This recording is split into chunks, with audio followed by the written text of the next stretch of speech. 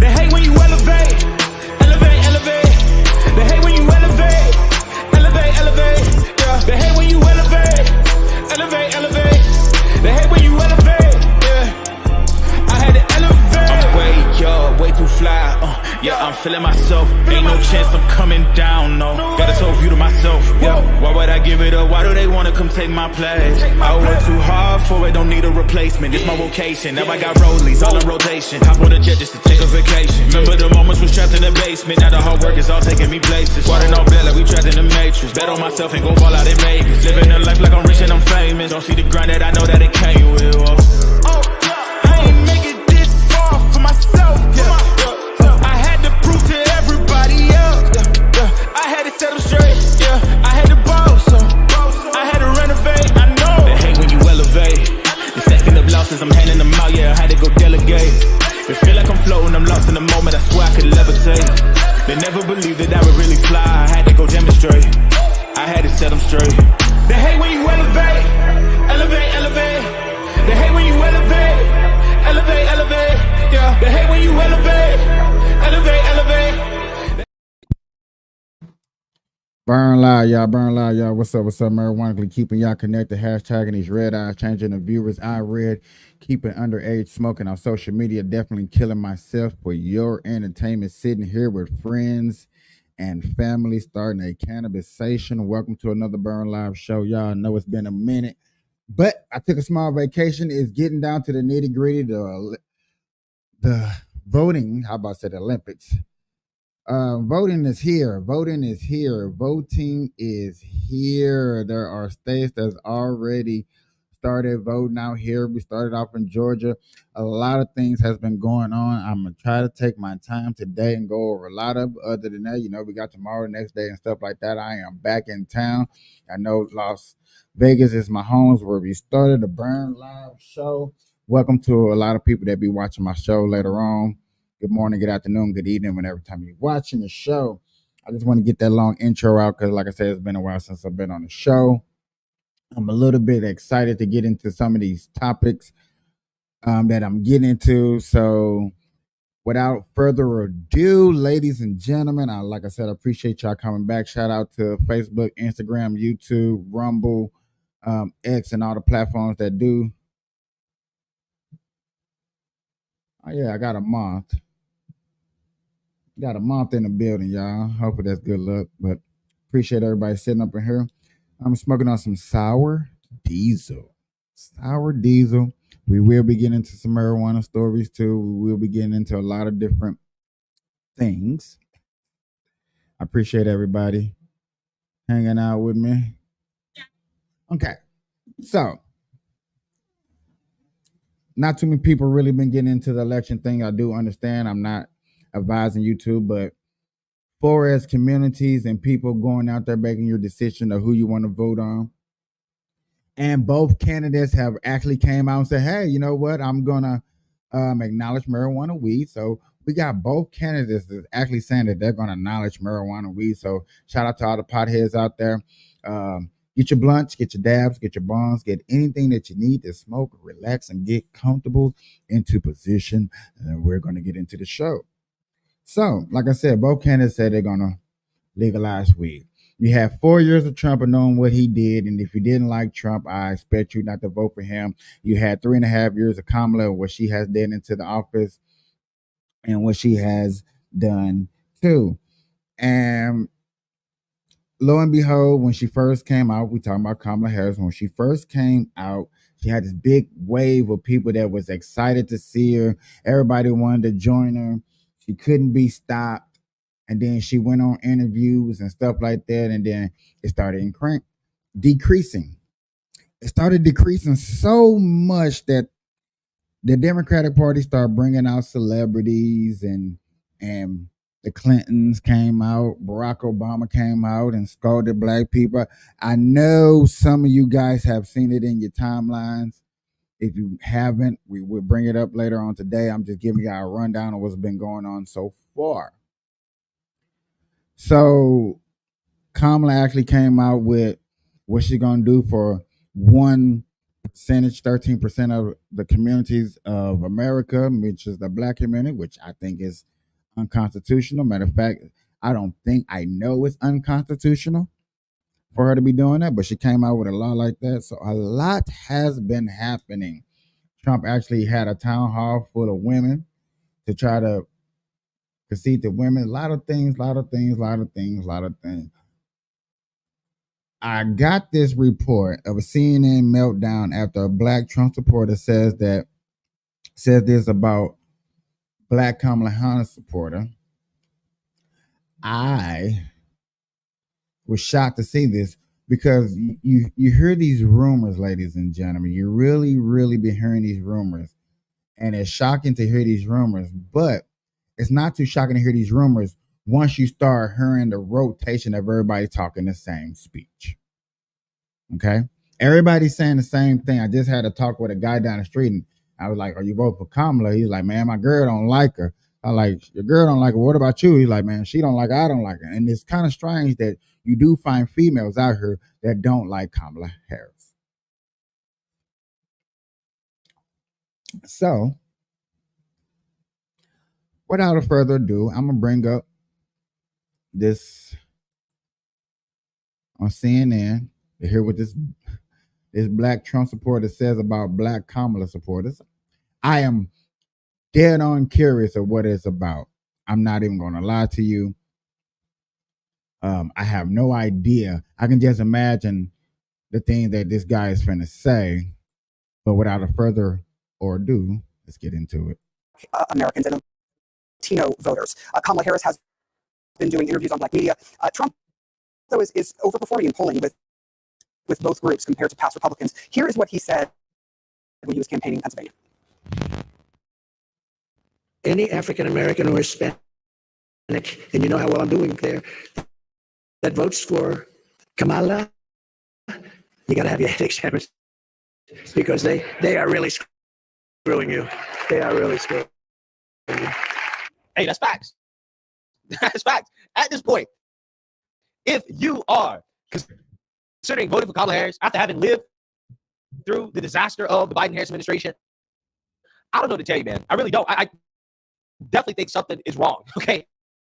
Upstairs. And if you are a man that is voting for Kamala Harris, there's something wrong with your testosterone levels. And I'm so serious about that, right? Like, that's not an insult, okay? We're not out here calling anybody a fascist or racist or bigot.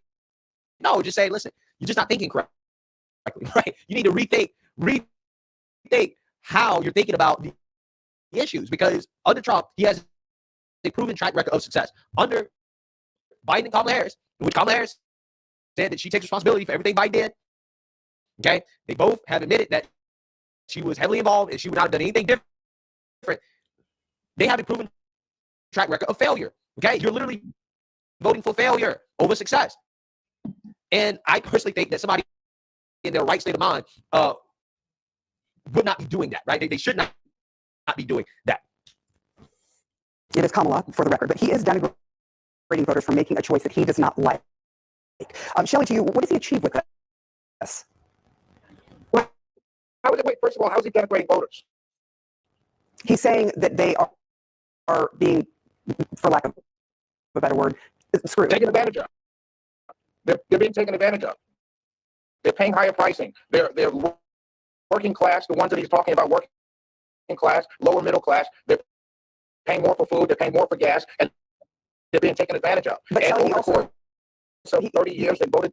He also said that they, that they had to have their head examined. That is not something that is a compliment. Obama just told me the same thing. Obama just told me the same thing. I'm not black women telling me I'm not really a. Yes, I'm glad that I'm having this conversation with y'all. I'm glad I'm having this conversation with y'all because you see how the mainstream media is going to mix up the words of the president compared to Barack Obama. Two people were presidents. One was black, one was white, however you want to look at it. But yet again, both of them so-called scolded men into voting for a certain demographic. Basically, that's all we're talking about. Which side is really scolding? Which one is more offended in hearing these words? That's go there. Let's rewind and hear that one more time. Compliment. That they had to have their head examined. That is not something that is a compliment. I want to point this out too. Notice how she's making this argument with no confidence. Okay, I want to point that out. She's making this argument with no confidence. Peep the confidence and tell me, do she got confidence in believing that Trump is really scolding men into voting for him? So 30 years they voted. He also said that they, that they had to have their head examined.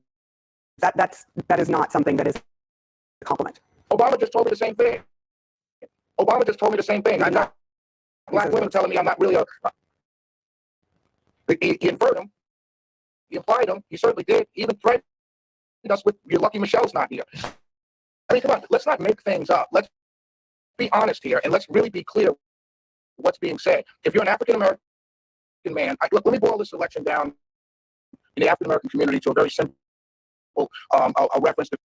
After this, I want to play another debate. I got to look it up of somebody who wants to have I like to come on on my show, even though it's supposed to be about marijuana only. I get it. I'm totally for it. I get it. I understand.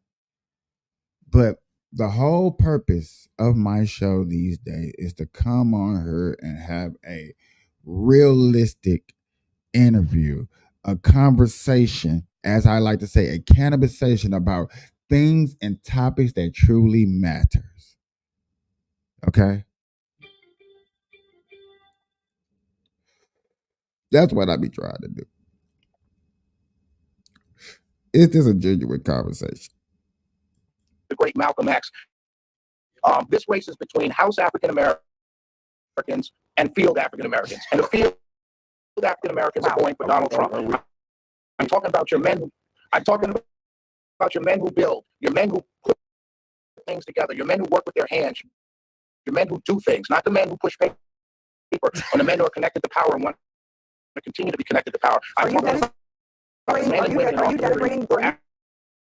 African American men who are professionals who work in white collar jobs? Is that what I'm hearing from you, or no? No. See, there you go. What I'm doing is drawing contrast. I'm just trying to understand. We have some.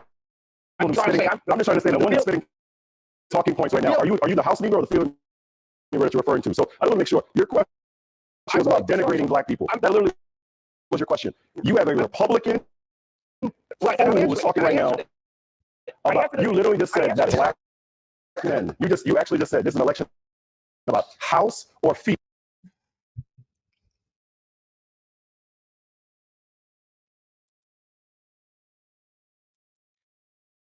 Ladies and gentlemen, we had a new era.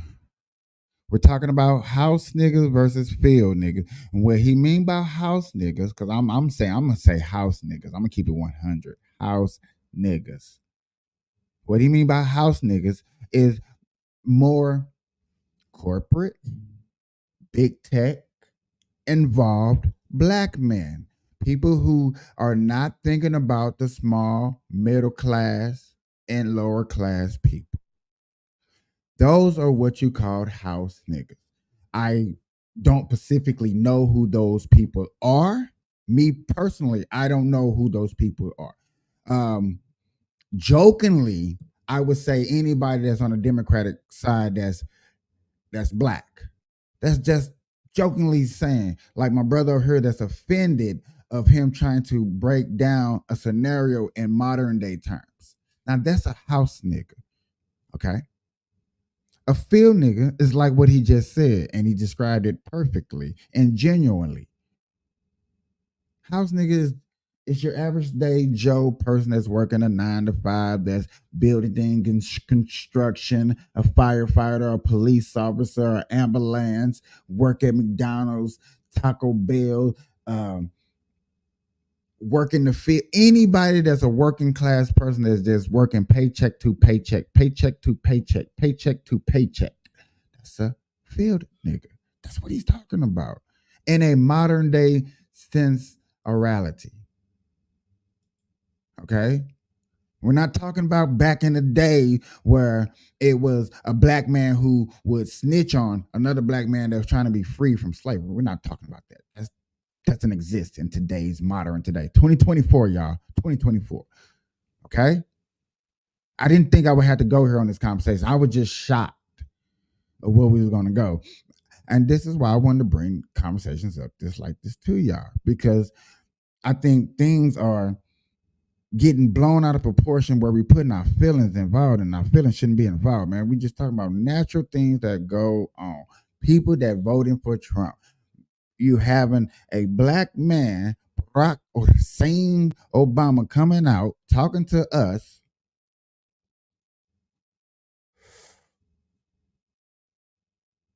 about being a Democrat, about voting who you should vote for.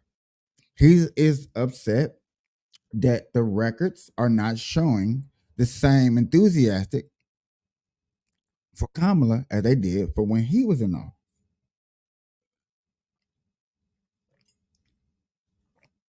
But the thing about that is Barack Obama is not going out here hearing the true 100% feedback of how people feel. 55 and up, 65 and up may feel still genuinely happy and proud of Barack Obama serving 8 years in office. I'm going to smoke today.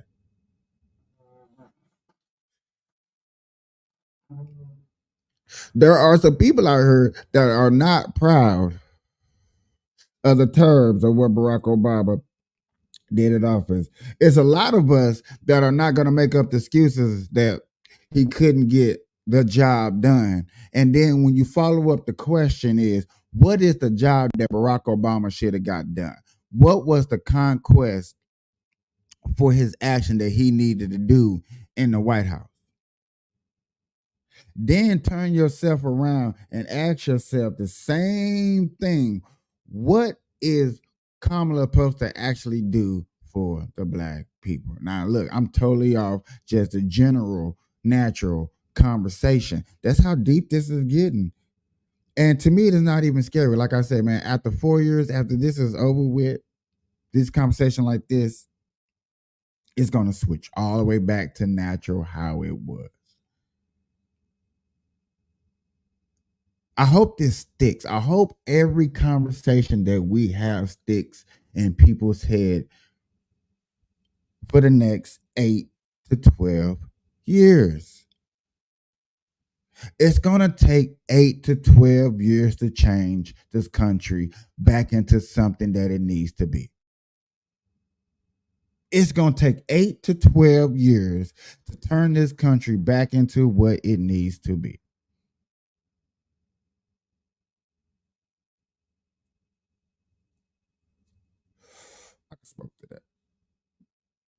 It really is. I'm not trying to hate. I'm not trying to digress. Just try to keep it real. The reason I say this is because it has been shown throughout time. The crack era and the gang era, when it collided together, it took to the mid 2010s for that to actually die down in other communities in other states to where, you know what I'm saying, people got along. That's why people say the 90s was the best era.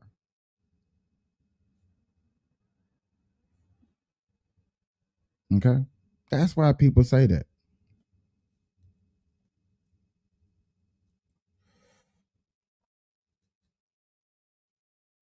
You might not think that, but let's get back into this. I want to rewind so y'all can understand what I was trying to break down, where he's describing two types of black people in America.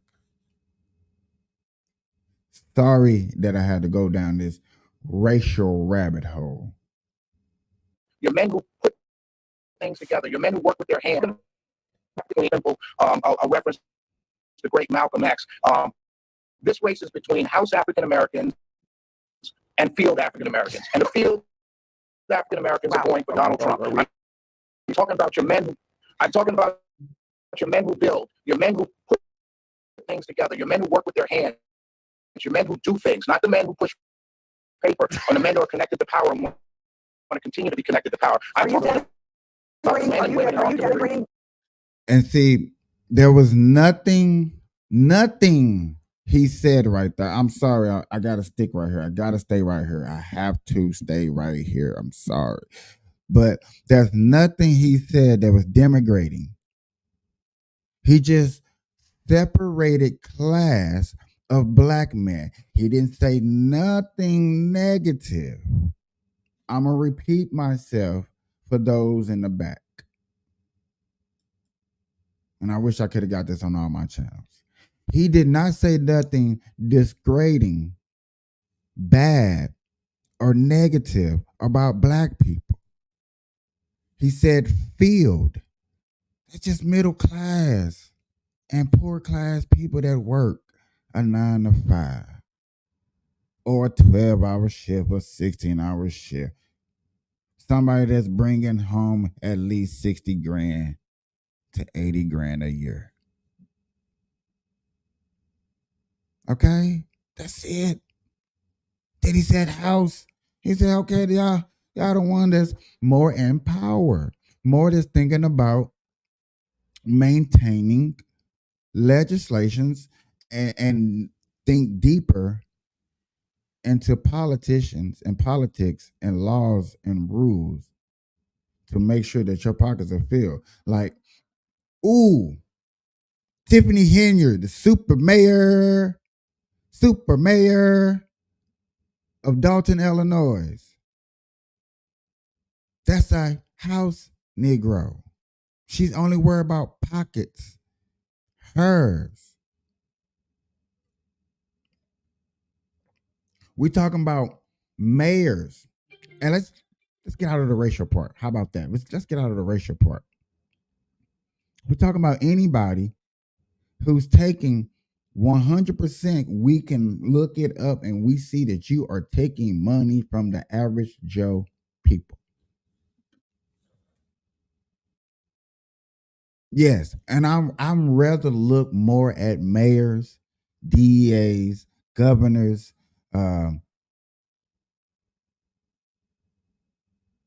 mayors, governors, your lawyers. I rather look at your local situation. And out here, out here in Nevada, yeah.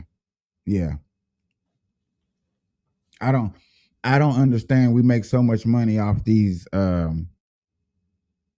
casinos. Plus, the casinos make money off business. Everybody making money, but these streets not safe. These schools are bad. It doesn't make sense. Like, Nevada is a guarantee 100% always governed by somebody who's looking out for lobbyist interests or big tech. See, lobbyists and big tech are the same thing. I'm gonna repeat myself one more time. Lobbyists and techs are the same thing. They have the same interest. Their interest is in turning policies so they can build businesses for very cheap, and then you get the labor out of it. You got to think that's a business move, and you can hate in people like big businesses and insurance like that. Small businesses, middle businesses, anybody that's in creating their own business is doing the same thing. You are putting out a service to make money so your business can grow. You have to pay the employee. You have to pay for supplies. You have to build clientele so you can grow. What that do is put money back in your money. You put money back into the community because you're building the businesses. You're creating jobs.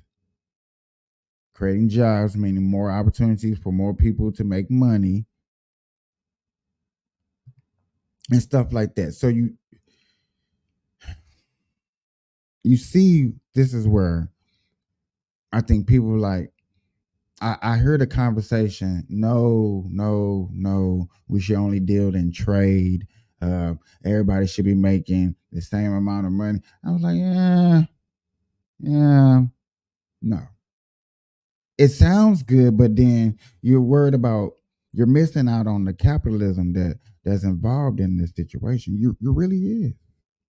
You're missing out on the money growth because you may bring something different and unique that you've been working on so hard and crafting to the table that you want to make and show. So you might want to. I always bring up foot surgery because it's like I didn't don't nobody know nothing about foot surgery. So if you came in for a foot surgery and I can make your foot look like $1 million, but I'm only getting paid salary, because most things like this going to be run by government. People run by government, you're going to get a salary based pay. So let's say you bring home 1,200 every 2 weeks, or 1,500 you bring home 1,500 every 2 weeks, but you do something different than somebody else. Then you might want 1,700 every 2 weeks. Capitalism, opportunity to sell and grow a business.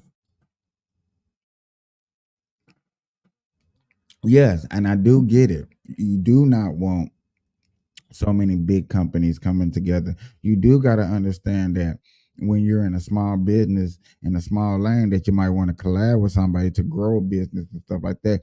There's so many things in the business world to do and establish. So that's what we was going by this. Okay, so I had to show y'all the dividing, because this is wild.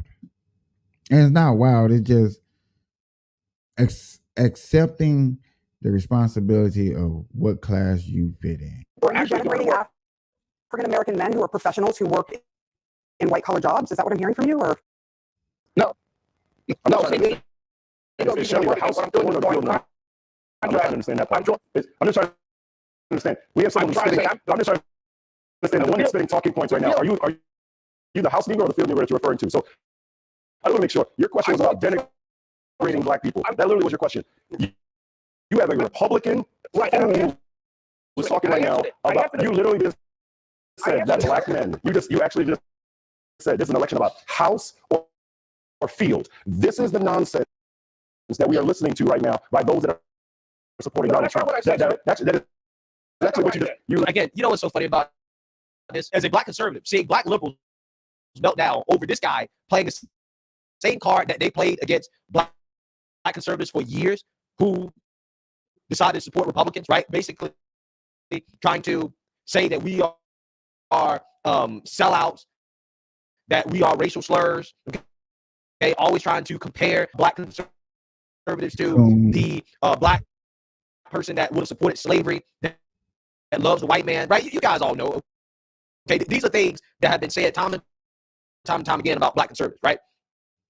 And now this guy wants to act offended and triggered by this black Trump supporter saying that, yeah, this election, when you talk about black voters, it is between the black working class, okay, and the black bourgeoisie. That's what it is.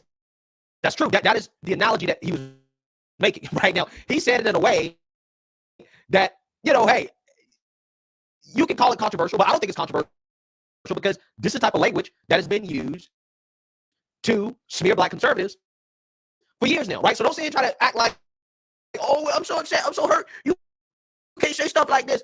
I've heard this type of language for the longest time. Now, this guy, again, he's using this analogy to say that, yeah, working class black people, middle class, people who are at the bottom of the socioeconomic ladder, they're being screwed over by the policies of the Biden-Harris administration, which is an absolute fact. Okay, when you look at inflation, it has hurt those at the bottom the most. Now, when you look at the black people who support Kamala Harris, who are out here stopping for Kamala Harris, like the Roland Martins of the world, right? The black bourgeoisie, they're rich, right? They aren't really hurt by inflation. They aren't hurt by the open border policies of the Biden-Harris administration. But the people that are hurt by the policies tend to be middle class and at the bottom of the socioeconomic ladder. Those are the facts. That is what he's saying. That is what he's saying. And to pretend otherwise is to be intellectually dishonest about what he's saying. Because there's nothing really controversial about it. It's not controversial when you use these same types of analogies to smear black conservatives. That's never controversial. Nobody ever has a problem with that. So That's I need to actually find that content of that whole conversation. But yeah.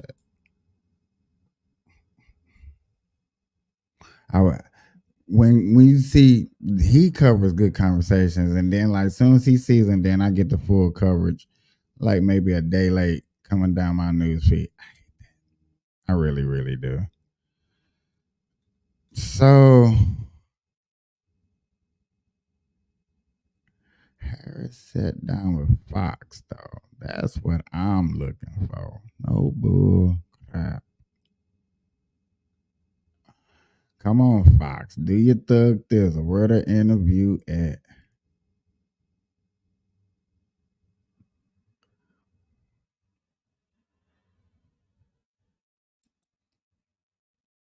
If you have a child, 12 or older, and you like for them to get into the best university possible, I have something very Only thing that'd be hard to Out of the watch campaign these trail, Vice interviews. President Kamala Harris has been losing. Only thing that's been hard to watch with these are the facts that it be the same talking points over and over and over and over.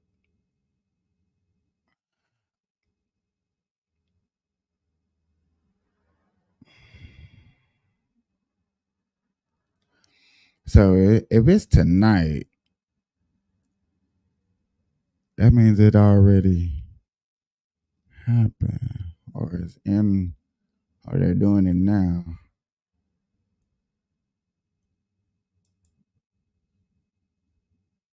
I'm just assuming it ain't gonna be live. That's been dope. That would have been dope.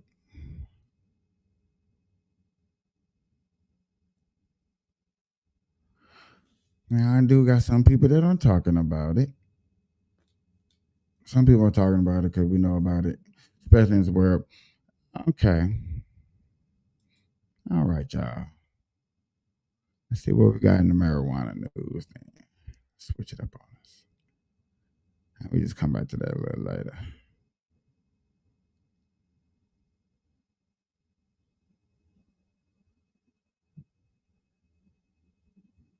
Oh shit, well. It's weird that I went to Weed News lately and we brought up the Kamala Harris. Like, how in the hell did y'all get the hell over here into this? And this the whole conversation?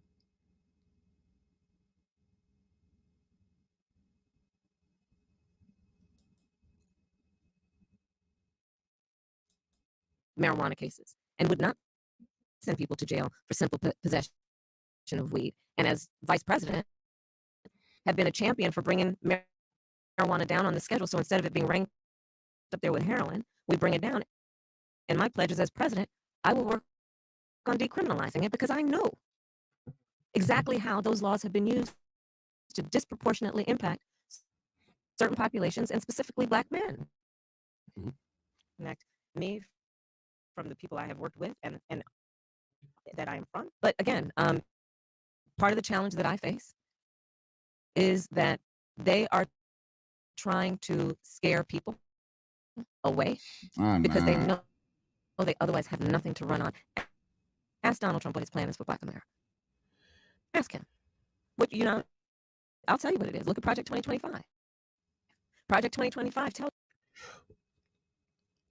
Project 2025, when somebody announces that they're not having nothing to do with Project 2025, why do you keep bringing that up? Why don't nobody ask her that question? Now, he has announced that he's not with Project 2025. When he said that he's not with Project 2025, Project 20, are you calling him a liar?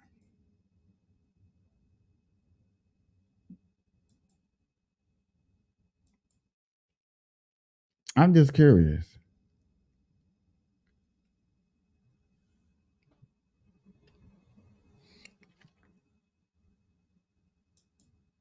I'm just curious.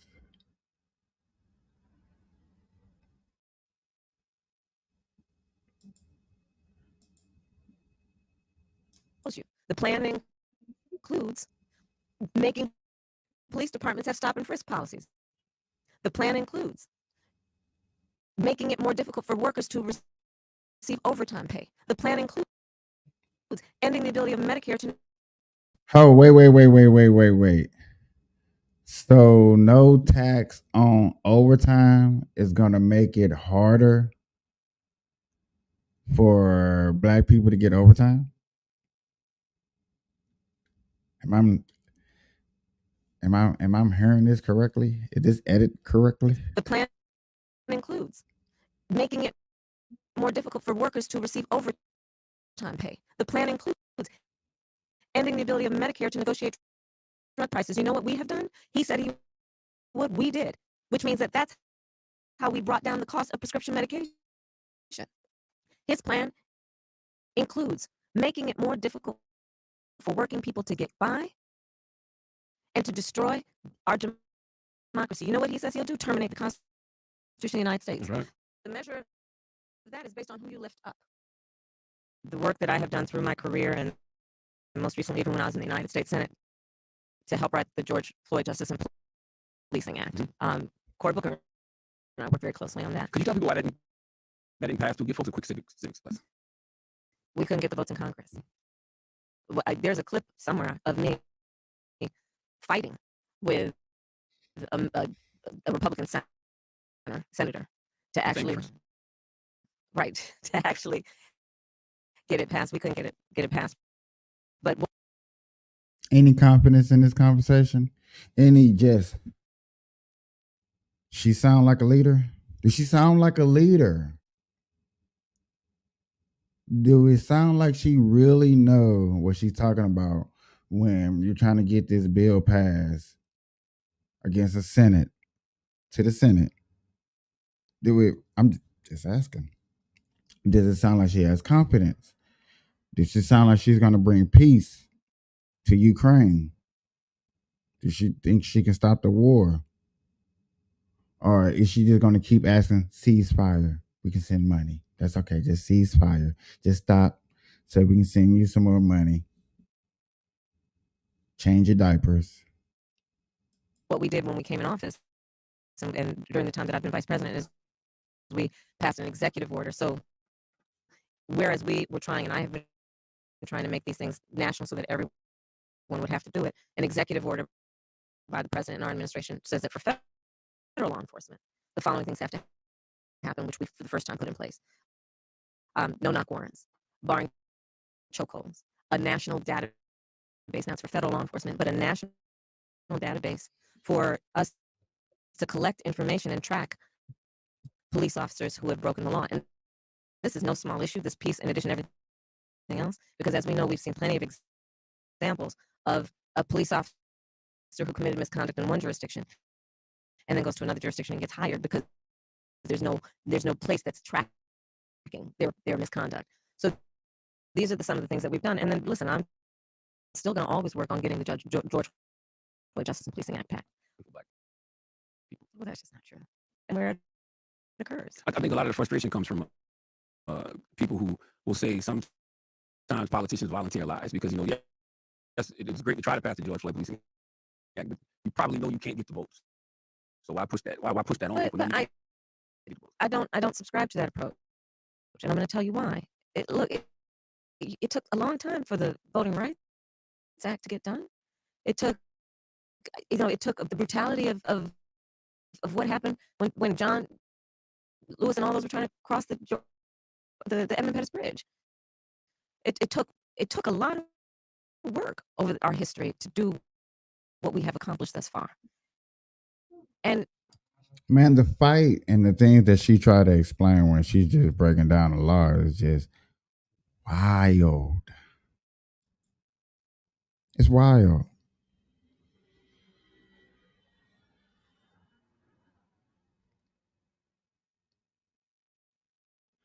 It's wild to understand that what's the word? It's just the strength, her strength. When she's talking, and I want to say confidence, like you're confident that you can beat them, you're confident that you can get this passed, you're confident that you can change Roe v. Wade back and save women for their rights. Hi, Nay. He said, read your chats, bro. I'm reading the chats, bro. I see. But yet again, Nay, I don't have a good high tech everything that you got where you can see, and I ain't got all that. I got this little bitty basic little equipment. I got to work with what I got to work with, Captain. Okay. I appreciate it. There's no way I can fix the videos. I ain't gonna lie to you. There's no way I can fix these videos.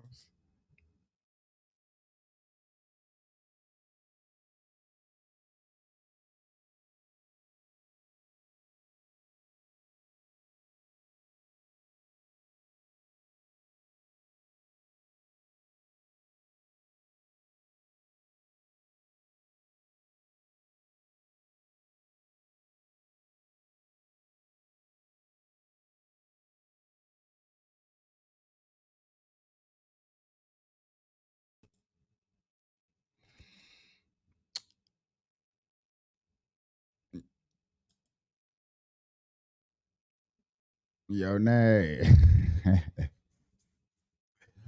Okay, so I rebooted the system. Maybe that'll help. Maybe that'll make the videos better. This happens when you don't pay for your stuff. Oh yeah, this mic better be perfect. Bent. No, just in case you be,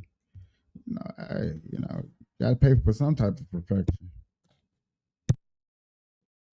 That's the only thing I like about these mics, for real. When you're talking or you need to pause it, unmute it,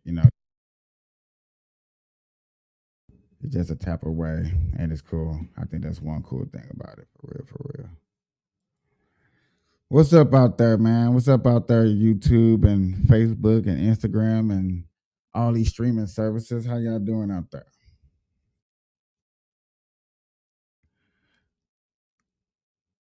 It's almost time, brother. And he done got everybody over there on the Kamala board over there. I just be wanting to ask a question. For real. I be wanting to ask certain questions like, you do a good job over there on Rumble. Yeah, man. Yeah. Now we know you're a Rumble king, man. You the Rumble king. I'll give it to you.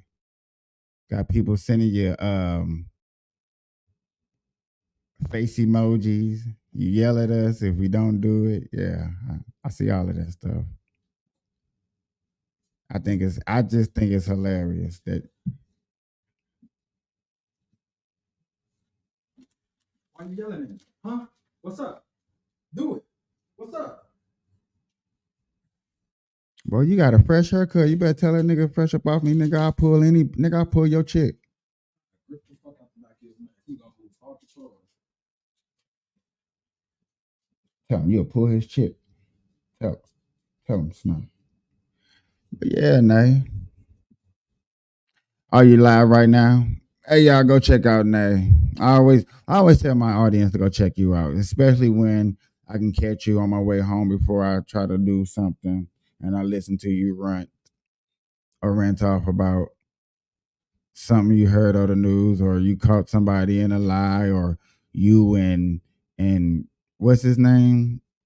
Queen, whatever his name is. I forget his name that you watch a lot that goes around podcasting sitting there that has a girl named Guy Dude, whatever. I forgot his name, whatever. When you see their rant, I tell people go check you out. Just don't mind him yelling. He's not yelling at you. He's yelling at his loyalty. He's yelling at his Nay Mega group. Trump got a mega group. They got a mega group. Everybody got a mega group. Everybody got a cult. Somebody's following you. You have a cult. Nah, I don't think like that. But it's amazing that you know all the things that we have seen over the last 8 years. Four with Trump and 3.5, almost 4 years with Biden or not Biden, whoever was running office this last 4 years, which is scary because we really don't know. And you can probably admit to yourself that you really don't know who was running the White Office if Kamala lied to us and told, Joe running it? Joe doing a good job. And then on national television, he get embarrassed. Things like that. And don't forget how many times we seen Joe falling up and down the steps and falling down steps and getting lost, or his wife telling us he's okay, or he telling a news reporter he done pooped in his pants. Just a lot of things that we hear about this guy who's so called running the White House, and now we got Kamala who's like you like to post, winning in the polls, making sure women have all their rights and men get slander and pay for all their rights, which I bet you can disagree with a conversation like that. Men don't pay for women's rights, and okay, and I would have to disagree and say, like, yeah, men do pay for every women's rights there is, because without a man doing what we have to do in this world to survive and create and structure, women wouldn't have a backbone to move nothing and have a voice to yell, because what would you be yelling at? Damn near everything around her that's created was created by some man. So, give women more rights than LBGTQ. It really doesn't matter to me. I understand. I get it now. I'm starting to understand why people sit up here and be like, "Oh, women's rights," and then what kills me is they put the S at the end, rights. I'm like, what rights are you saying? And then they stop at Roe v. versus Wade. I'm like, what else? You said rights with an S. So if it's a right that's getting taken away, I get it.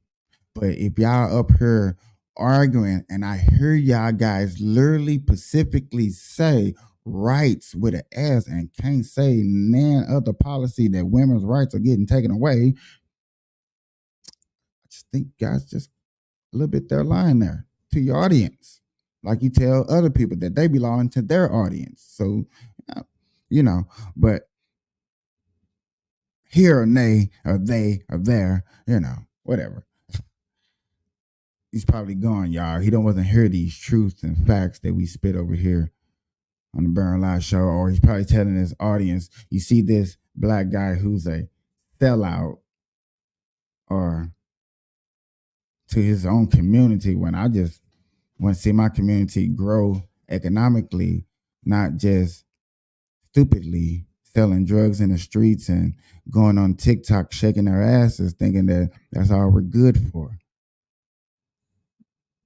But it is what it is. I love doing this because it is a conversation, and I do appreciate Nate, y'all. I really do, because you wouldn't have content or things to think about to have a conversation when your mind go blank. And what Nate does is not easy. It's not easy to sit up here, y'all, for an hour and a half and come up with content to talk about and have a conversation, especially by yourself, to your audience, to you. And appreciate that you tune in, and appreciate that you come by, and appreciate that you have a voice and have an opinion on things that matter.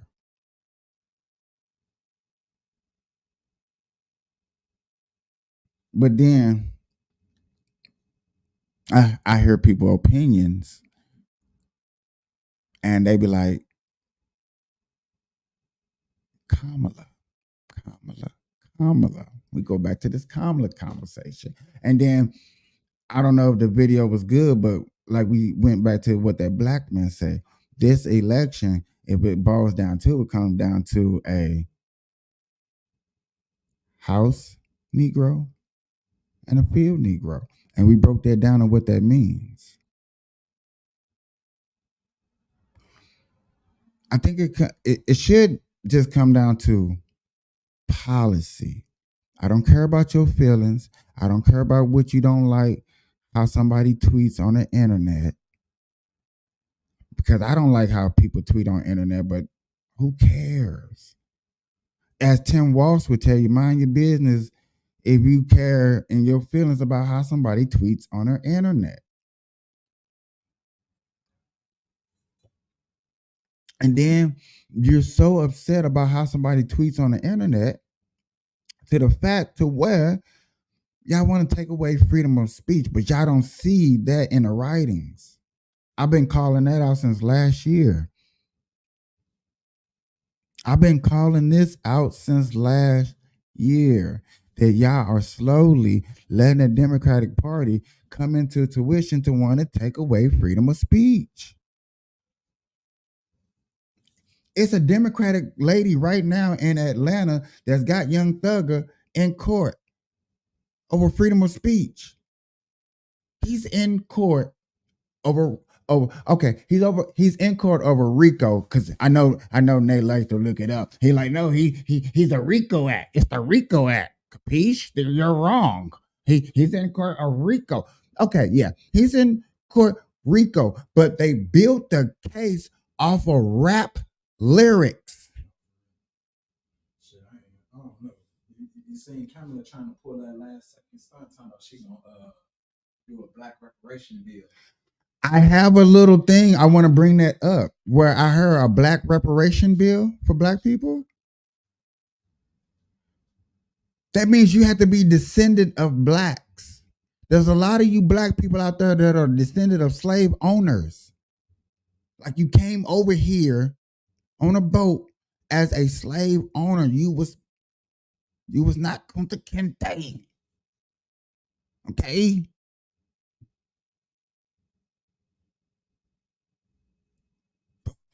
Different story. I don't want to go that far deep. I just want to stay on just Kamala and Trump and decisive of what we think and how we think. Like I said, me, it's all about policy. It's all about what's going to make the financial move that's going to think about our pockets.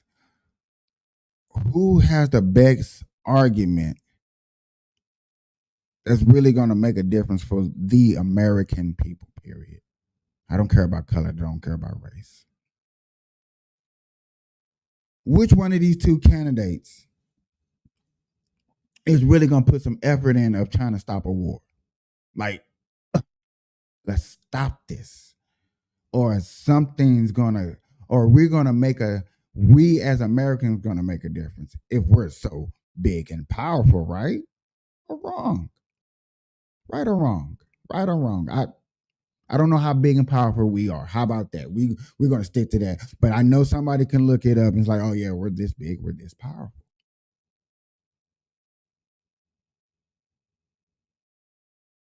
I think somebody can look it up and say that Forbes list just put out an economic title that we're one of the best economic economies of the world.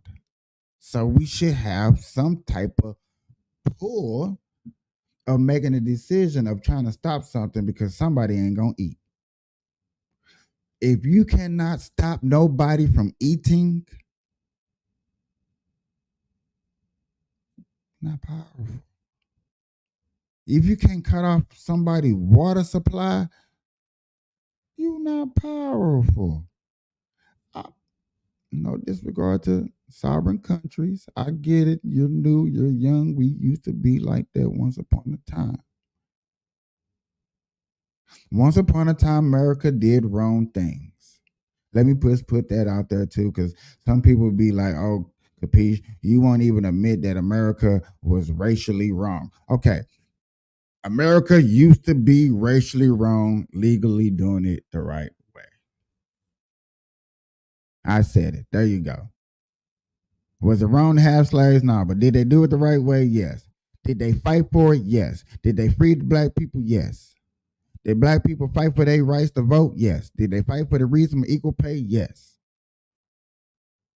Did they fight for the rights to vote? Yes. So now we move on forward. Hell, now we're just equal as white people. So what? That argument is shot in the head. It's over. It's done. I don't want to hear that conversation no more. Not to say I'm not trying to say, oh, I don't want to hear about, I don't want to hear about slavery and something that happened. So, because that right there is not affecting us right now. It's only making people boo hoo and cry and find tears to complain. Now you might say, "Oh, Capiche, you lying. Capiche, you just kissing a white man's ass." Whatever you want to say, whatever. But when you have some of the lowest black economically unemployment wealth in America going on, when everybody was cooking, when people was taking vacation, when people didn't care what they was doing because people was jugging, what only people that was crying out here was Black Lives Matter because of police brutality, because there are, yes, let me say it again, yes, there are corrupted police officers out here. I don't think it's a system. I think there are people that know how to work up in the system. Yes, there can be some law changes. I can agree with you on that. Let's change some law. There's one thing I agree with Kamala when she says that yes, there should not be a way that a police officer should be able to jump around loopholes and fail at this precinct and be able to go to this precinct and fail. I believe in that too. Especially if you got a felony. That's how you solve that. Easy solve. If a police officer is found guilty of something, put a felony on his case. I bet you won't go to another precinct because a police officer won't hire a felony. Oh, yes, they do. So put that into a law. Stop hiring felonies.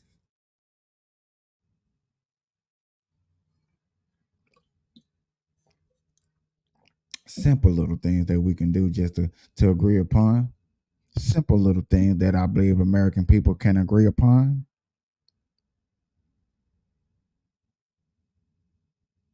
Say I talk crazy. I heard people say that I talk crazy. I'm insane. I don't talk logical. And it's cool, brothers and sisters. But I think that these are things that we can agree upon.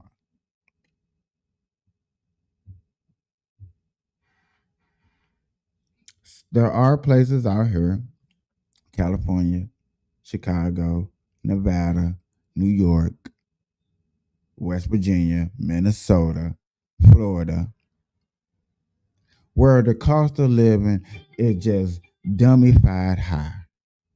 It's just cost of living is unextensible. It don't mix. As what her I can't think of her name, but as BET host said, whatever that girl said, I'm sorry, Cookie, that's what I'm gonna call her. The math ain't math. So I can agree with you that in states there need to be some changes. Yes, we should probably raise the federal minimum wage a little bit higher. I can agree upon some things like that with anybody. Do you think police officers need to be defunded? And if you say yes, what is your definition of defund the police? I know people like, yeah, you jumping around a lot of topics. I only got an hour. So I want to get this off so people can understand. Like, this is just things I think about. Do we really want to defund the police? Or do there need to be better policies? Or maybe there need to be a better structure of training before police officers can become police officers. Maybe if we quit exaggerating the statistics about black people getting killed by police officers in these streets. Cause everybody like, yo, it's every day, all day. It's just. But we act like crime don't happen every day. You act like crime does not happen every day. Like somebody don't wake up with criminal activity on their mind. Now, we can say that everybody don't wake up with criminal activity on their mind. It's just a situation they get put in. I would have to say shit on a bull. As y'all would say, as y'all would call me out on some bullshit. Y'all call my stuff bullshit. I'll call y'all shit shitting on a bull. That is my rebuttal back. Because in order for you to have police officers to show up, it has to have what has to happen first? A crime. Yes, there are thousands and thousands, and as The Rock says, millions and millions of police officers taking advantage of crimes or pulling over people or questioning people or stopping people for no apparent reason. Yes, that does happen. Yes. I'm not saying it does not. I'm saying it does happen. Okay?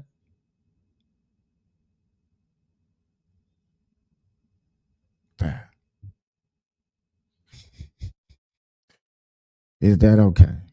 That I can admit to something. And I see people say that I don't admit to things. I'm admitting to a lot of things that you cannot say that are not true. That does happen. But yet again, I don't think we should take money from the police. I think police need to be better equipped, better knowledge, more training. The National Guard sits on their asses and don't do nothing. Like we need a little bit more cleaning up the streets. We cannot have streets looking like New York. And if you think New York can be the rest of America, it can. New York, Chicago, Colorado. I'm naming the states that come up in the news every day with crime of, yeah, I know it. I ain't gonna even say it. Y'all know who I'm talking about. Y'all know what I'm talking about. I'm not even gonna say it just so people don't get offended because you know who I'm talking about when I'm talking about crime. And I'm not talking about just them crime because everybody do crime. Just crime.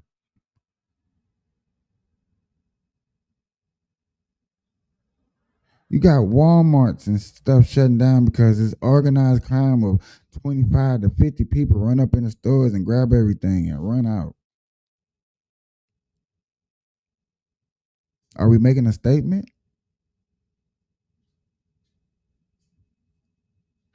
Crime. Okay. Next subject. Mixing sports. What's up with y'all mixing the sports? Are we good enough to understand that sports shouldn't be mixed? Hmm?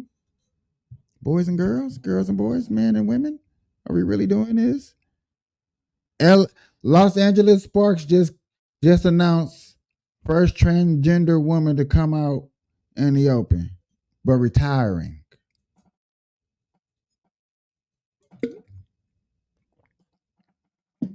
How long did she hide? Hmm?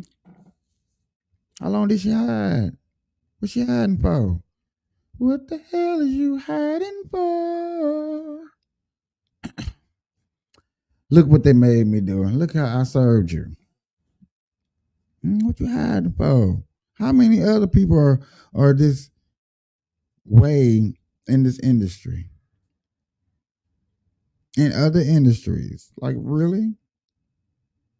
Y'all don't think that's a problem? Hmm? No. Women can't be women, man can't be man.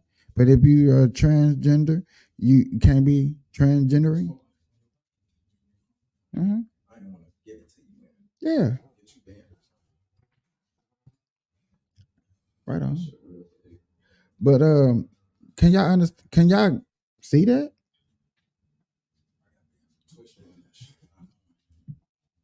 I wo- I worked so hard to make this a marijuana smoking political group.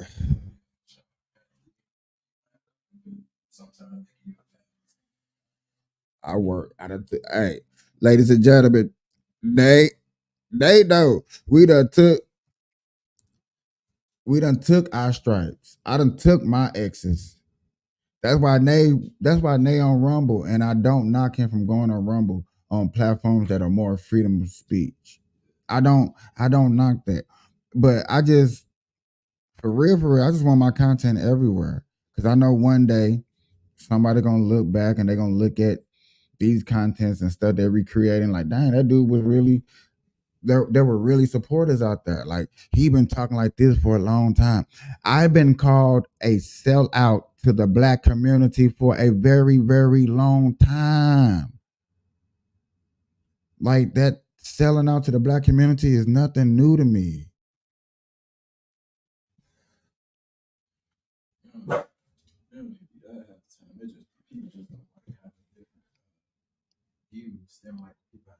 I done got my black card revoked since the movie Soul Food.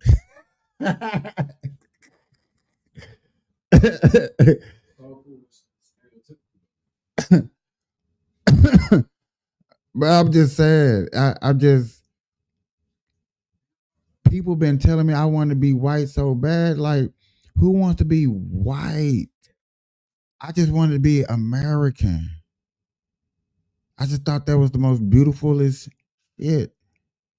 When we sing the Olympics and you seen other countries crying, tears coming down their eyes because they putting their flag on their backs, representing the USA, representing their country, Japan, Australia, Jamaica, um,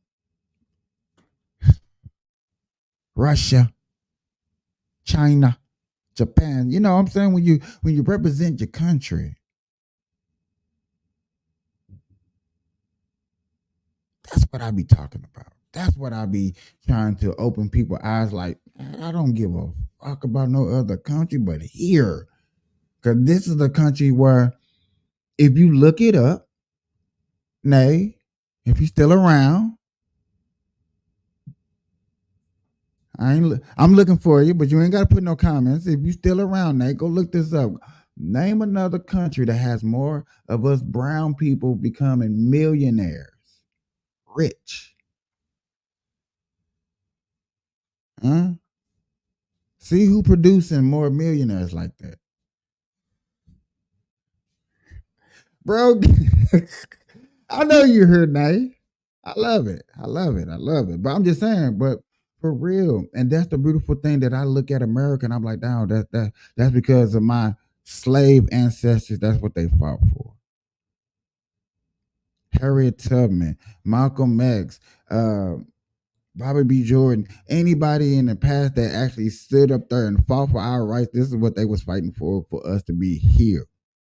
Now, to deeper into our conversation in the black community, it gets a little nasty, so I don't want to go there.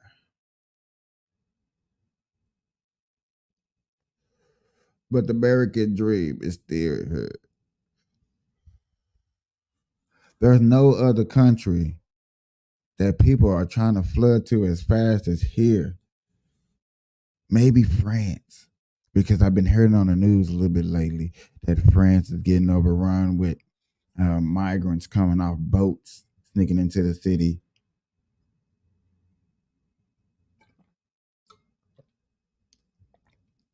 Yeah, man.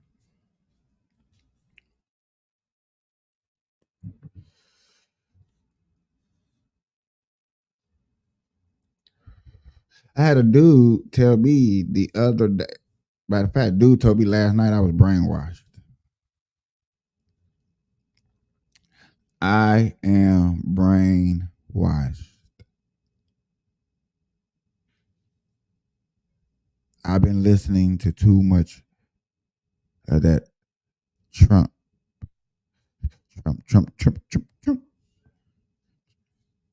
He said, "You are." And to be honest with you, I don't even listen to a lot of Trump. I listen to a lot of people's conversation. I actually go on Democratic platforms, I go on Republican platforms. I listen to group conversations. I listen to how people explain to me how they feel about America. And most people that on the Democratic side still see racism. They scared to go outside. But then when you say the key word scared to go outside, I ain't scared to go outside. I ain't no bitch in me. So then where's the racism? Oh, the KKK. Where are they? But where are these white supremacists? Are they in suits now? Okay, they in suits. You should suit up and beat their ass. If you know that that person is racism right there, let's go beat them up. Let's go put them out on Front Street, put their blog out there, put their information out there. They're racist. There he is. His name is Blase, Blase, blah. Let's go get him. Can't nobody do that. Nobody. Nobody. Nobody. Yeah, it could be considered a hate crime. Nobody. Because you basically busting on a man because he's white. That's all they gonna say. But yet again, cancel culture. As soon as he tweet, he did a show. Look, everything that I say is the 100% main reason why I'm probably not on no talk show or host. I ain't got nothing because boy, y'all know you know how I talks. Y'all know how I gets down when I go into snap mode. You know what I'm saying? When I gotta go into breaking it down because y'all don't understand something like they was talking about earlier. A house nigga versus a field nigga. Today's society of a house nigga and a field nigga. I'm just saying. Just saying. We had to talk about it. We had to go there because it was on CNN.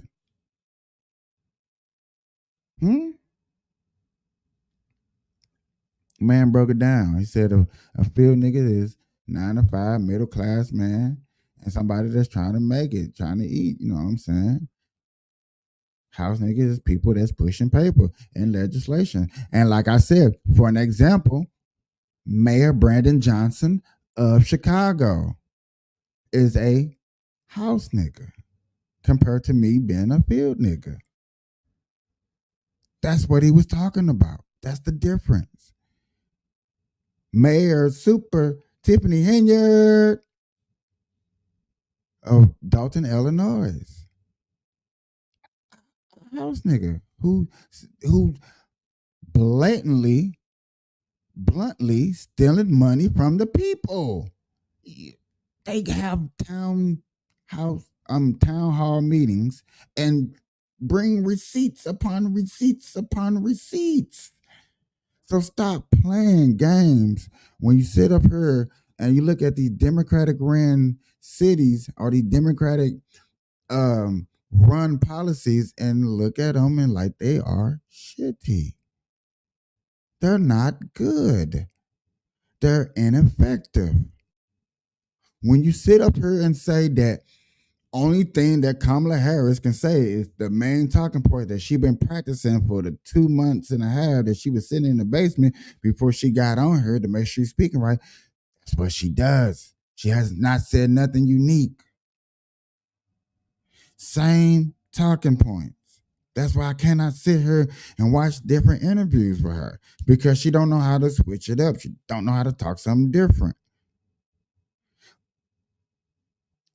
I was gonna go there, but I was just joking. I said I rather hear the wave. I rather hear the wave. I rather hear a person that can articulate themselves into two different three matters and still bring it back together because there's more than one thing that leads to one policy making. One policy just don't affect one group of people. It affects everybody. Don't mind that. I don't mind that he called somebody incompetent if they show that they're incompetent. If they lied to us and said the things like, yet again, the simplest thing of all time. You lied and told us Joe was okay, he was doing good, and yet again, it looks like Joe Biden has all.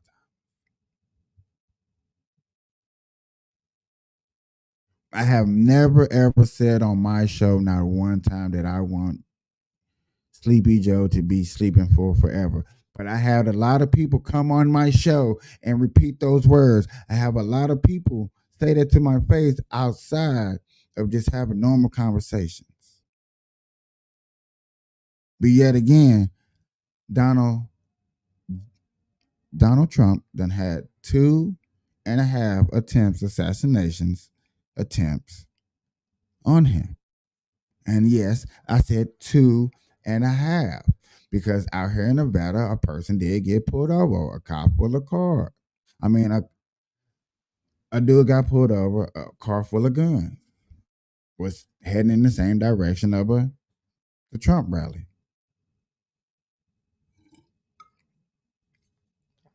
You know, the guy got let loose. He go to court and they'll figure that out. I'm not sure, but whatever, whatever. But yet again, we talk about rhetoric,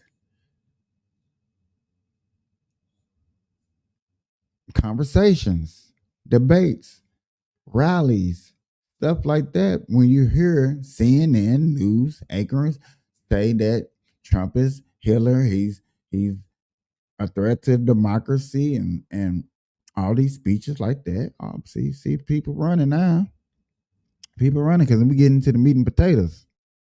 The meat and potatoes of talking about this stuff like this, and now it's what he's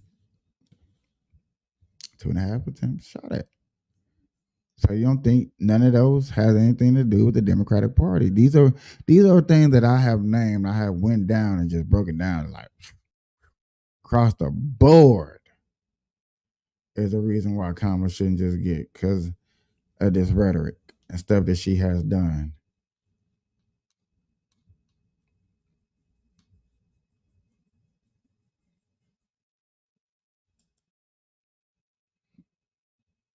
I'm sorry.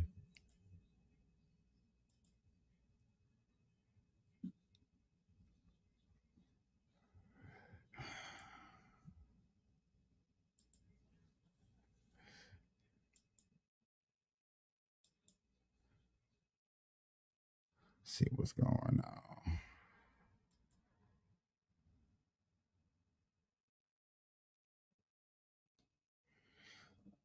Have they released the interview yet? Oh yeah, we got the interview.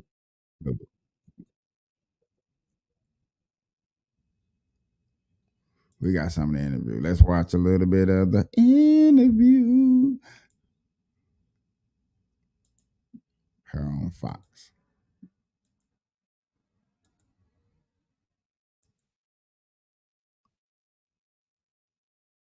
Pollsters all over the country and here in Pennsylvania that immigration is one of the key issues that they're looking at this election, and specifically the influx of illegal immigrants from more than 150 countries.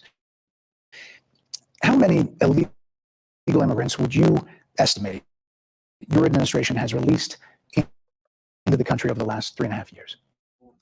Well, I'm glad you raised the issue of immigration because I agree with you. It is a topic of discussion that people want to rightly have. And you know what I'm going to talk about. Yeah, but right now, just a which number. Do you think it's 1 million, 3 million? Brett, let's just get to the point. Okay. The point is that we have a broken immigration system that needs to be repaired. So your Homeland Security Secretary said that 85% of apprehensions. I'm not finished. We have So an a rough immigration estimate of 6 system million people that have been needs to be- released into the country. And let me just finish. I'll get to the question, I promise. I was beginning to answer. And when Ah, yeah. Everybody finna be talking about this. Everybody's finna be talking about this. Nay, I hope you over there talking about this interview right here. Because yes, it's been a go down. Oh yeah. I'm loving this. when you came into office, your administration immediately reversed a number of Trump border policies. Most significantly, the policy that required illegal immigrants to be detained through deportation, either in the U.S. or in Mexico. And you switched that policy. They were released from custody awaiting trial. So instead, included in those were a large number of single men, adult men, who went on to commit heinous crimes. So looking back, do you regret the decision to terminate remain in Mexico at the beginning of your administration? At the beginning of our administration, within practically hours of taking the oath, the first bill that we offered Congress, before we worked on infrastructure, before the Inflation Reduction Act, before the Chips and Science Act, before the Bipartisan Safer Communities Act, the first bill, practically within hours of taking the oath, was a bill to fix our immigration system. Yes, ma'am. It was called the U.S. Citizenship Act of 2021. Exactly. It was essentially a pathway to citizenship for the... Yes, Yes, ma'am.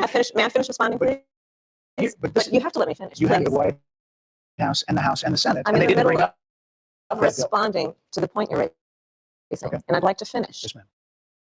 Donald Trump wakes up thinking about himself, how to enrich himself and his billionaire friends, stay out of jail, and give himself more power. Kamala Harris will work across the aisle and fight for a future that's not just about getting by, but getting ahead. 50 Cent presents In the Club, 6 exclusive Las Vegas shows at PH Live. We recognized from day one that, to the point of this being your first question, it is a priority for us as a nation and for the American people. And our focus has been on fixing a problem. And from day one, then, we have done a number of things, including to address our asylum system and put more resources, getting more judges, what we needed to do to tighten up penalties and increase penalties for illegal crossings, what we needed to do to deal with points of entry between border entry points. That's the work we did, and we worked on supporting what was a bipartisan effort, including some of the most conservative members of the United States Congress, to actually strengthen the border. That border bill would have put 1,500 more border agents at the border, which is why I believe the Border Patrol agents supported the bill. It would have allowed us to stem the flow of fentanyl coming into the United States, which is a scourge affecting people of every background, every geographic location in our country, killing people. It would have allowed us to put more resources into prosecuting transnational criminal organizations, which I have done Yes, as the Attorney General, former Attorney General of a border state. Madam Vice President, a couple of Prosecuted trafficking of drugs, guns, and human beings. And Six Donald Democrats. Trump, but let me just finish. 6 And Democrats Donald voted Trump against that bill. learned about that bill and told them to kill it because he preferred to run on a problem instead of fixing a problem. And in this election, this is rightly a discussion that the American people want to have. And what they want are solutions. And they want a president of the United States who's not playing political games with the issue, I hear you. but actually is focused on fixing it. Democrats voted against that bill. It would have allowed 1.8 million illegal immigrants into the country a year. A lot of conservatives. You never heard that pushback. You never heard that pushback. You never heard that 6 Democrats voted against that bill, did you? Where you at, Dave? Cooking. I want to hear that shit. With the issue, I hear you. but actually is focused on fixing 6 it. Democrats voted against that bill. It would have allowed 1.8 million illegal immigrants into the country a year. A lot of conservatives had a problem with it. These are the 6 Democrats. But more importantly, back to the original premise, Jocelyn Mungary, Rachel Morin, Laken Riley, they are young women who were brutally assaulted and killed by some of the men who were released at the beginning of the administration, well before a negotiated bipartisan bill. Former President Clinton actually referred to Laken Riley Sunday campaigning for you in Georgia, saying if those men had been properly vetted, Laken Riley probably would not have been killed. So if it wouldn't have happened, this is well before any negotiation. This is well before Donald Trump got involved in the politics. This is a specific policy decision by your administration to release these men into the country. So what I'm saying to you, do you owe Brett, those families an apology? Let me just say, first of all, those are tragic cases. There's no question about that. There's no question about that. And I can't imagine the pain that the families of those victims have experienced for a loss that should not have occurred. So that is true. It is also true that if a border security had actually been passed 9 months ago, it would be 9 months that we would have had more border agents at the border, more support for the folks who are working around the clock trying to hold it all together Madam Vice President, to ensure that no future harm would occur. And this election in 20 days will determine whether we have a president of the United States who actually cares more about fixing a problem, even if it is not to their political advantage in an election. Because there was a solution, Brett. Madam Vice President, it was a policy decision in the early part of your administration. I will let one of the mothers talk about it. Take a listen. Because of the Biden-Harris administration open border policies, catch and release, they were enrolled in the Alternatives to Detention program. This meant that they were released into the United States. It was not even a full 3 weeks later that they would take my daughter, Jocelyn Mungary's life. I believe the Biden-Harris administration open border policies are responsible for the death of my daughter.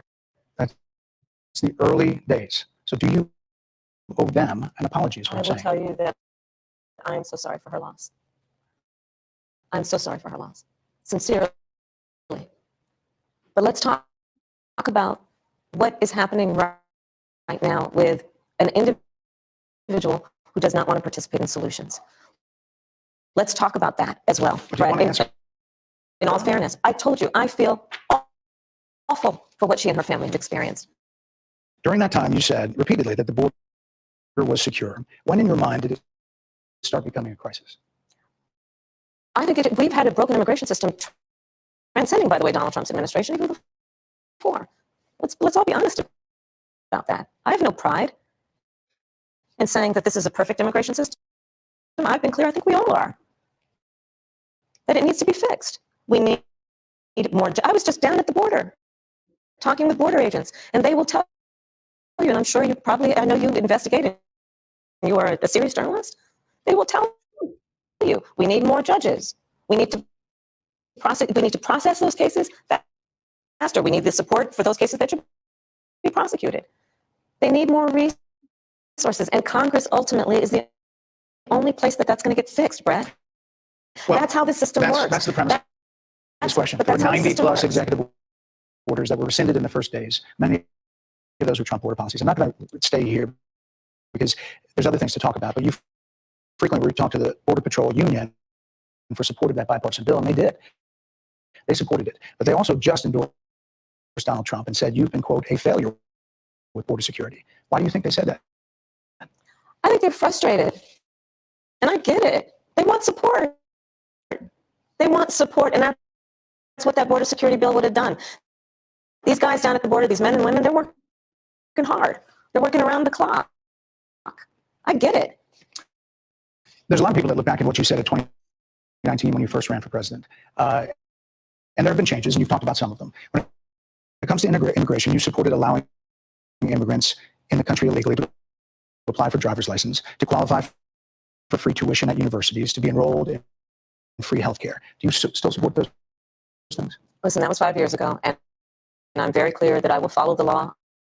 I have made that statement over and over again, and as Vice President of the United States, that's exactly what I've done, not to mention before. If that's the case, you chose a running mate, Tim Walz, who governor of Minnesota, who signed those very things into state law. So do you support that? We are very clear, and I'm very clear, as is Tim Walz, that we must support and enforce federal law, and that is exactly what we will do. So decriminalizing border crossings, like you said in 2019. I do not believe in decriminalizing border crossings, and I've not done that as vice president. I will not do that as president. So these are evolutions that you've had. But let's be very clear.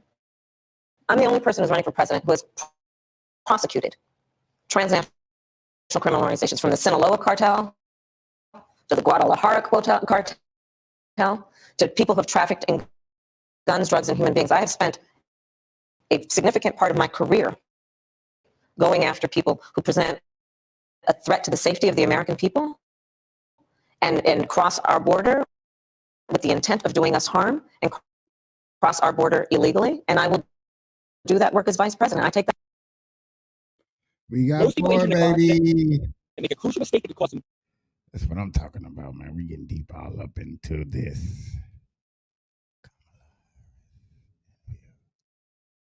Country is on the wrong track. They say the country is on the wrong track. If it's on the wrong track, that track follows 3.5 years of you being vice president and President Biden being president. That is what they're saying. 79% of them. Why are they saying that? If you're turning the page, you've been in office for 3.5 years. And Donald Trump has been running for office. But you've been the person holding the office. Come on. You and I both know what I'm talking about. You and I both know what I'm talking about. What are you talking about? What I'm talking about is that over the last decade, people have become, but listen, over the last decade, it is clear to me, and certainly the Republicans who are on stage with me, the former chief of staff to the president, Donald Trump, the former defense secretaries, national security advisor, and his vice president, one, that he is unfit to serve, that he is unstable, that he is dangerous, and that people are exhausted with someone who professes to be a leader who spends full time demeaning and engaging in personal grievances and it being about him instead of the American people. People are tired of that. If that's the case, why is half the country supporting him? Why is he beating you in a lot of swing states? Why, if he's as bad as you say, that half of this country is now supporting this person who could be the 47th president of the United States? Why is that happening? This is an election for president of the United States. It's not supposed to be easy. I know, but it's not supposed to be. It is not supposed to be a cake. Are they misguided, the 50%? Listen, are they stupid? Oh God, I would never say that about the American people. And in fact, if you listen to Donald Trump, if you watch any of his rallies, he's the one who tends to demean and belittle and diminish the American people. He's the one who talks about an enemy within, an enemy within, talking about the American people, suggesting he would turn the American military on the American people. We asked that question to the former president today. Harris Faulkner had a town hall, and this is how he responded. I heard about that. They were saying I was like threatening. I'm not threatening anybody. They're the ones doing the threatening. They do phony investigations. I've been investigated more than Alphonse Capone was the greatest name. No, it's true. We got to think of it. It's called weaponization of government. It's a terrible thing. So, Brett, I'm sorry, and with all due respect, That clip was not what he has been saying about the enemy within, that he has repeated when he's speaking about the American people. That's not what you just showed. He was asked. No, that's not what you just showed. In all fairness and respect to that was you, the question that we asked. you didn't show that, and here's the bottom line. He has repeated it many times, and you and I both know that. And you and I both know that he has talked about turning the American military on the American people. He has talked about going after people who are engaged in peaceful protest. He has talked about locking people up because they disagree with him. This is a democracy. And in a democracy, the president of the United States, in the United States of America, should be willing to be able to handle criticism without saying he'd lock people up for doing it. And this is what is at stake, which is why you have someone like the former chairman of the Joint Chiefs of Staff saying what Mark Milley has said about Donald Trump being a threat to the United States of America. He's quoted in the Bob Woodward book that way, yes. Let me ask you this, Madam Vice President. You call Donald Trump. You call Donald Trump. He's misguided. You say now he's unstable. He is unstable. He's not well. You say he's mentally not stable. He's not stable. Let me ask you this. You told many interviewers that Joe Biden was on his game, that ran around circles on his staff. When did you first notice that President Biden's mental faculties appeared diminished? Joe Biden, I have watched from the Oval Office to the Situation Room, and he has the judgment and the experience to do exactly what he has done in making very important decisions on behalf of the American people. Joe Biden is not on the ballot. I understand. And Donald Trump is.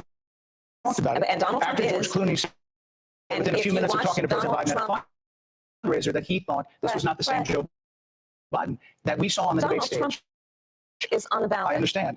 You met with him at least once a week for 3.5 years. You didn't have any concerns? I think the American people have a concern about Donald Trump, which is why the people who know him best, including leaders of our national security community, have all spoken out. Even people who worked for him in the Oval Office, worked with him in the Situation Room, and have said he is unfit and dangerous and should never be president of the United States again, including his former vice president, which is why the job was open for him to choose another running mate. So that is a fact. That is a fact. Hey, Sean Hannity here. Hey, click here to subscribe to Fox News YouTube page and catch our hottest interviews and most compelling. Boy, she was getting cooked. She was getting cooked. But watch CNN. See, I wanted to let y'all watch it all the way through. So we watched it all the way through. Bam. Now to break that stuff down, bro, she was getting cooked. He was coming out with facts upon facts. Oh my God, she was getting... She didn't know where to come from. She didn't know where it was coming from. I couldn't stop it. Oh, it sounded so good because she couldn't answer none of these questions. This is the first time I am so highly curious of wondering what CNN and other responses to this are going to be. For real. It's going to be, everybody is going to be talking about she wasn't ready. She was getting cooked. Hold on. Bam. Look, we refreshing the page, y'all. She wasn't ready. She wasn't ready. Look, she breaking it down. He ain't did one yet. Where the newsroom at?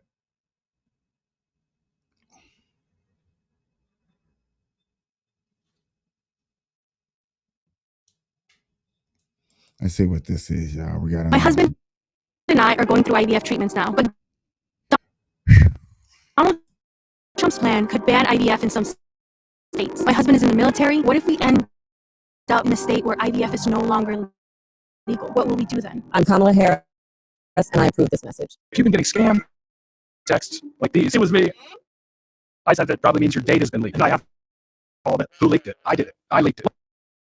Madam Vice President, thank you for the time. Thank you. It's good to be with you back. You know, voters tell pollsters all over the country and here in Pennsylvania that immigration is one of the key issues that they're looking at this election. No, we seen that. We seen that. Boy, boy, boy.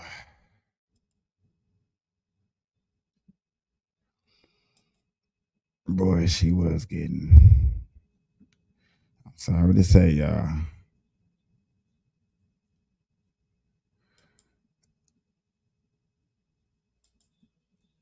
It looked really, really like she did not know where these questions was going to come from.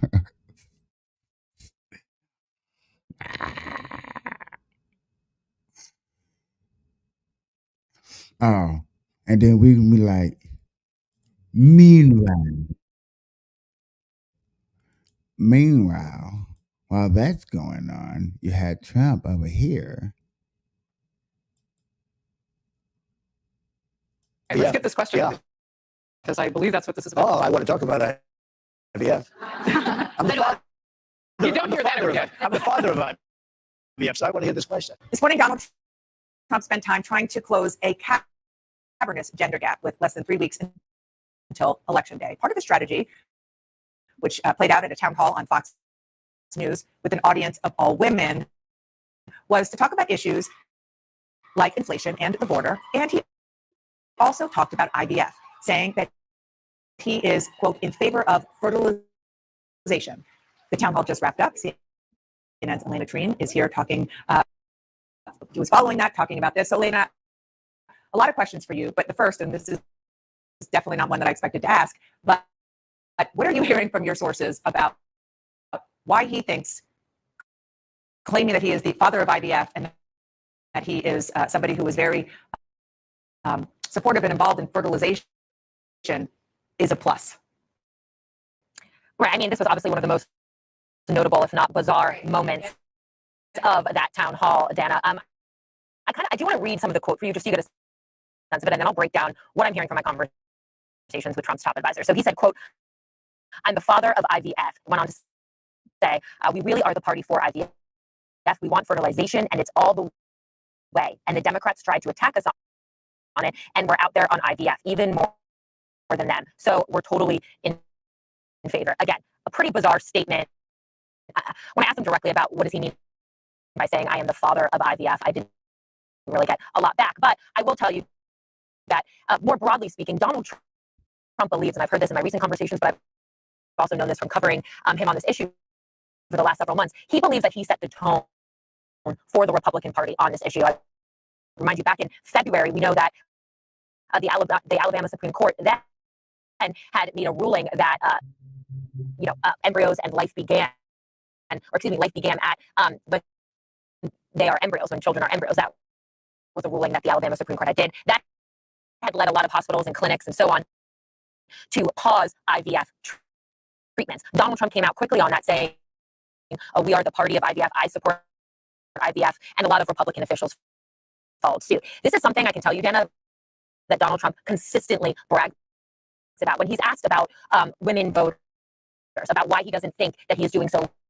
well with them, this is one of the issues that he points to. I think that's why he really tried to focus on this last night. I mean, this came up because he was told, Harris Faulkner told him, that one of the questions from the audience was about this issue. He said, "I love IVF. I'm the father of IVF." Again, a bizarre statement to make. I would also note that, of course, one of the reasons that this is even a question right now, question of access to IVF, is because of the Supreme Court justices that he had put on the bench and the Dobbs ruling that has called a lot of this into question. But take a step back and give you a broader sense of why he did this town hall at all. I think it's notable, given we have not seen Donald Trump speak before an all-female audience this cycle. They are really trying to narrow that gender gap. It is a huge concern for the Trump campaign. And I will tell you as well that when I talk to Donald Trump's top advisors, they acknowledge It sounds like a positive win to me, homie. Why would you not think that we want to fertilize and keep population of American people growing? We want women to make babies.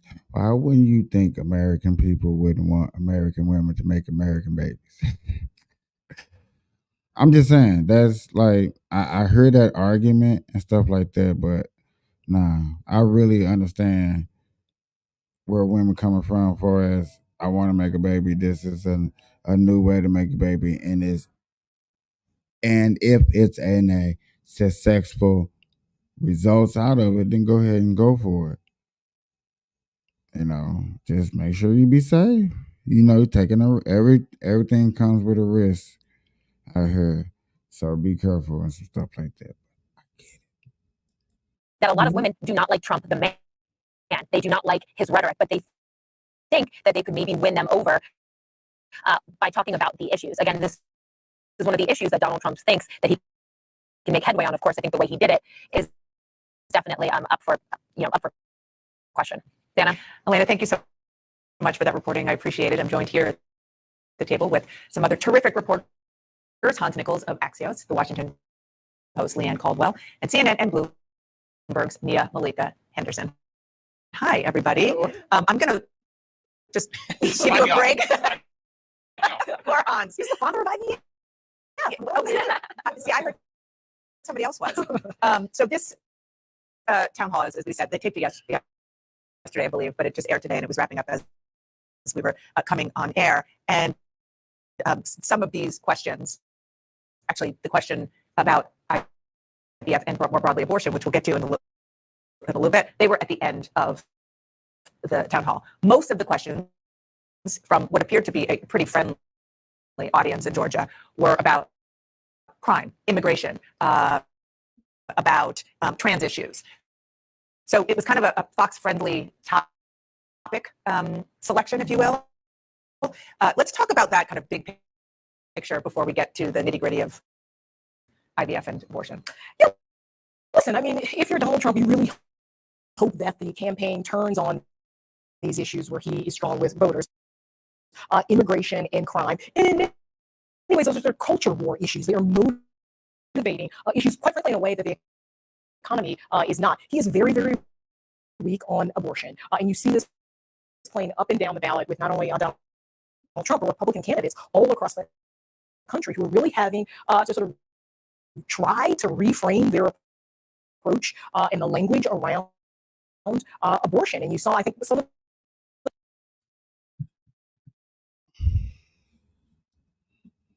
that one topic. If that one topic wasn't there, boy, that one topic was not there, that man be winning in the landslide. Yo, I'm the Burn Live Show, man.